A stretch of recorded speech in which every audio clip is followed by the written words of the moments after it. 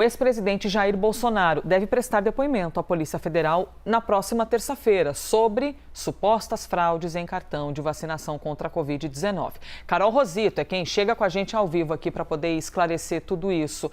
Ficou ali a dúvida, né, Carol, de no dia da operação da PF se Bolsonaro haveria de fazer o depoimento, mas a defesa disse que não, que só faria isso depois de ter acesso a todos os autos do processo.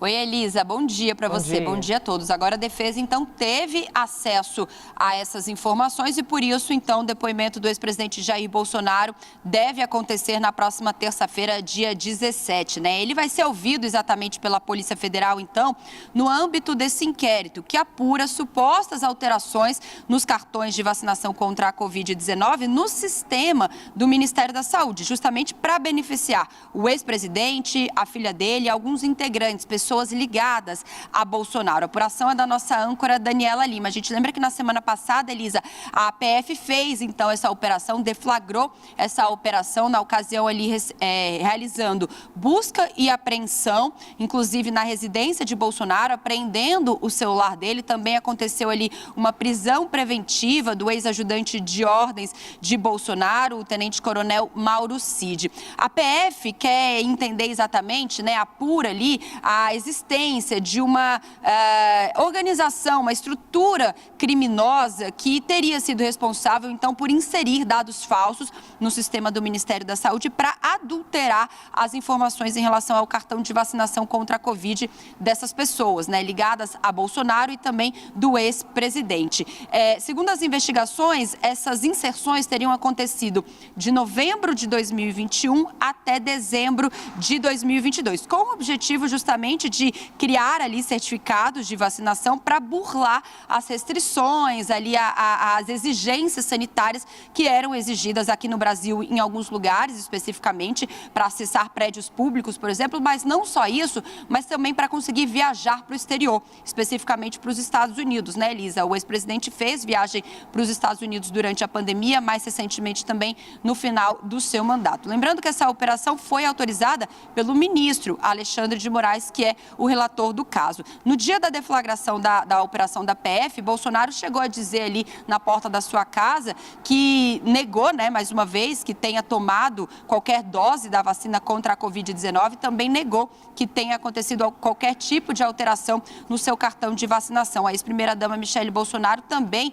se manifestou nas redes sociais, dizendo que a única pessoa na casa dela ali que teria tomado a vacina foi realmente a ex-primeira-dama. Ela, de fato, tomou uma dose da vacina ainda nos Estados Unidos em 2021. Portanto, o depoimento deve acontecer, como eu disse, na próxima terça-feira, dia 16. A gente segue acompanhando, então, os desdobramentos. Os advogados queriam ter acesso aos autos, já tiveram, então, acesso a essas informações e agora as investigações podem seguir com esse depoimento de Jair Bolsonaro. Lembrando que desde que ele voltou dos Estados Unidos, ele já prestou depoimento à Polícia Federal em relação a outros assuntos também, só para a gente encerrar e lembrar rapidamente. Primeiro, o caso das joias ali que foram presenteadas apreendidas pela Receita Federal e também o caso dos ataques às sedes dos três poderes em 8 de janeiro. Elisa. Obrigada, Carol Rosito, conversando com a gente ao vivo de Brasília, onde a gente permanece com o Gustavo Uribe. E aí, Uribe, o que deve ser dito? De que maneira a defesa tem se preparado? A defesa ainda não decidiu de fato se ele deve falar ou não, se ele deve se manter em silêncio, porque é um direito dele, como de todos nós, não produzir provas contra nós próprios. A questão é a data de intimação e a defesa de Jair Bolsonaro queria esperar o fim da averiguação do telefone celular para que ele deponha, porque muitas vezes Jair Bolsonaro pode falar algumas coisas agora, posteriormente você tem a análise do celular e ele entraria em contradição. E isso poderia justificar uma prisão preventiva. Por isso que a defesa ainda avalia de que maneira ele deve prestar depoimento. A ideia, pelo que eu apurei com alguns assessores de Jair Bolsonaro, é seguir na mesma toada do depoimento passado, quando ele só respondeu algumas perguntas. Era um depoimento, Elisa, sobre aquele vídeo que foi divulgado por Jair Bolsonaro, criticando as urnas eletrônicas, duvidando delas, após o 8 de janeiro, que ele disse que estava sob efeito de medicamentos, compartilhou de maneira errônea, enfim. Então a ideia é que ele só responda algumas perguntas. Ele deve deve passar por um novo treinamento de media training, como ele já passou no depoimento passado, uma conversa com advogados. Como eu expliquei durante essa semana, Elisa, a estratégia da defesa é ser muito técnica, ou seja, desvincular Jair Bolsonaro de Mauro Cid não é nada crível, e a Polícia Federal sabe disso. Ele era ajudante de ordens de Jair Bolsonaro.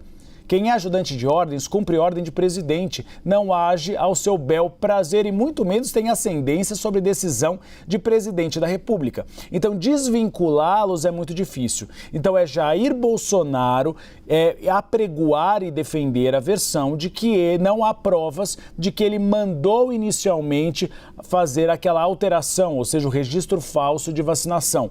Segundo, que ele também não acessou pessoalmente o certificado falso. Ou seja, apregoar de que não há provas concretas, factíveis, de que ele realmente fez a fraude. E aí nós temos a versão do domínio do fato, que foi muito comum no mensalão.